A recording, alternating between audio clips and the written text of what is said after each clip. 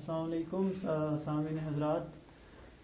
आज हमारे साथ जुड़े हैं डॉक्टर हामिद बशीर साहब, जो आपको हाइपरटेंशन के बारे में कुछ मालूमात फराहम करेंगे और इनसे हम ढेर सारे सवालात करेंगे और पूछेंगे कि हाइपरटेंशन क्या है।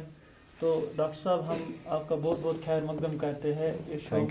Thank you very much. तो डॉक्टर साहब, आप हमें पहले बताइए, ये हाइपरटेंशन यानी हाई ब्लड प्रेशर क्या होता है?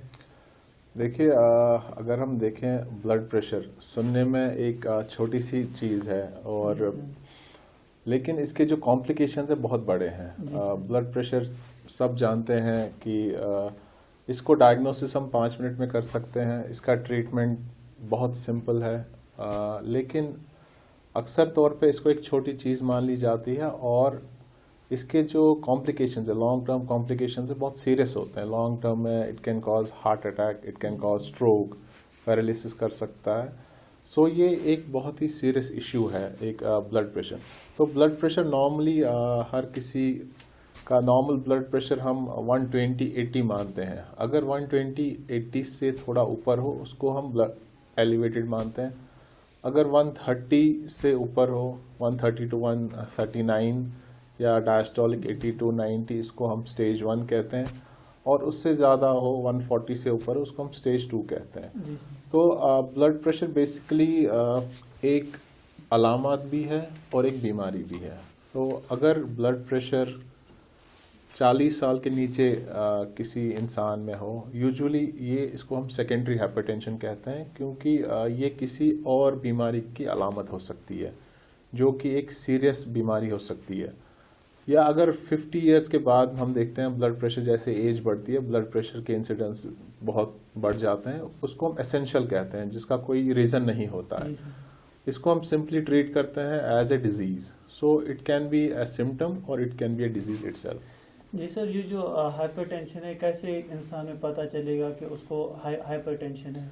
देखिए, ब्लड प्रेशर को हम साइलेंट किलर कहते हैं। इनिशियल स्टेजेस में कोई सिम्टम नहीं होता है इसका, इट्स एसिम्टोमेटिक, इसका कोई सिम्टम नहीं होता है। एक रूटीन चेकअप में इसका पता चल सकता है। सो इनिशियल स्टेजेस में ब्लड प्रेशर का कोई सिम्टम नहीं होता है। क्या सर इसके लिए कोई टेस्ट वगैरह होते हैं?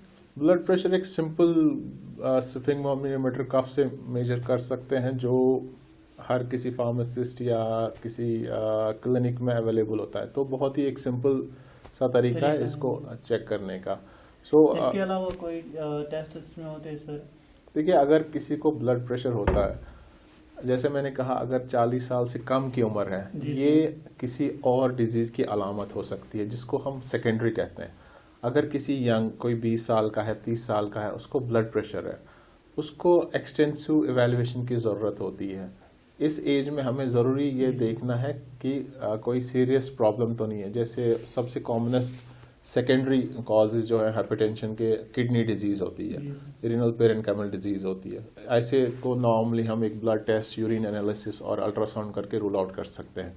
बाकी कॉजेज जो हैं यंग हाइपरटेंशन के, जैसे कोआक्टेशन ऑफ एओर्टा है, pheochromocytoma, Cushing syndrome, Conn syndrome, तो कुछ टेक्निकल टर्म्स हैं।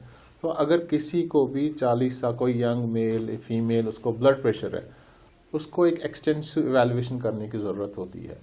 अगर 50 साल के बाद में नॉर्मली हम बेसलाइन को टेस्ट करते हैं और वो नॉर्मली आते हैं, आफ्टर 50 इयर्स उसको हम एसेंशियल कहते हैं, जिसकी कोई वजह नहीं होती है। जी सर, ये जो हम अक्सर सुनने में आता है, जो हम एक टेस्ट करते हैं एम्बुलेटरी ब्लड प्रेशर मॉनिटरिंग, वो कब और कैसे करते हैं? नॉर्मली अगर देखो, ब्लड प्रेशर एक बहुत ही इम्पॉर्टेंट टर्म है, जिसको वाइट कोट हाइपरटेंशन कहते हैं।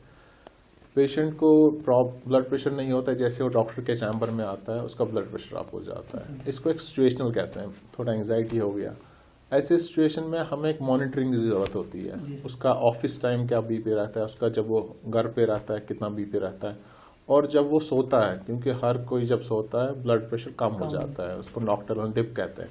सो एम्बुलेटरी ब्लड प्रेशर का यही रोल है कि to rule out these white coat hypertension या दिस स्ट्रेस रिलेटेड हाइपरटेंशन। तो हमारा 24 आवर्स का एक साइकिल होता है, उसमें हमें पता चल जाता है। सो ये चीज़ें हम रूल आउट कर सकते हैं कि ये वाइट कोट हाइपरटेंशन नहीं है। उसके बेसिस पे हम अकॉर्डिंगली ट्रीट कर सकते हैं। और जो सर ये हाइपरटेंशन है, इसके क्या क्या रिस्क फैक्टर्स है? हाइपरटेंशन का रिस्क फैक्टर्स है, there are two types of risk factors. एक को हम फैमिलियल कहते हैं, जेनेटिक, जी सर। दूसरा एक्वायर्ड, जैसे हमारा न्यूट्रिशनल हो गया। सो इसमें high salt intake, high caffeine, coffee intake, alcohol, obesity, lack of exercise, stress, ये सब सेकेंडरी रीजंस है ब्लड प्रेशर बढ़ने के। दूसरा एक फैमिली हिस्ट्री, किसी को पहले से फादर में हाइपरटेंशन की हिस्ट्री या मदर हाइपरटेंसिव है, उनमें ब्लड प्रेशर होने के रिस्क ज़्यादा है। करें इसके कॉम्प्लिकेशंस बहुत सीवियर हो सकते जी हैं। Sir. Long term high blood pressure अगर अनट्रीटेड रहे, ये हार्ट अटैक्स को प्रेडिस्पोज कर सकता है, ये स्ट्रोक, हाइपरटेंसिव ब्लीड जिसको कहते हैं सर में ब्लड रग पड़ना, और अगर ऐसा हो जाता है एक इंसान पैरालिटिक हो जाता है, और एक पैरालिटिक इंसान एक डिपेंडेंट बन जाता है। सो कॉम्प्लिकेशंस बहुत सीवियर हैं इसकी, और डायग्नोसिस बहुत सिंपल है, ट्रीटमेंट बहुत सिंपल है, टैबलेट इसकी बहुत सिंपल आती है। इसमें कैसे ट्रीटमेंट है सर? सबसे पहले जब हमारे पास पेशेंट आता है, अगर ब्लड प्रेशर डिपेंड्स कौन से रेंज का है, बहुत सीवियर हाइपरटेंशन है या माइल्ड हाइपरटेंशन है।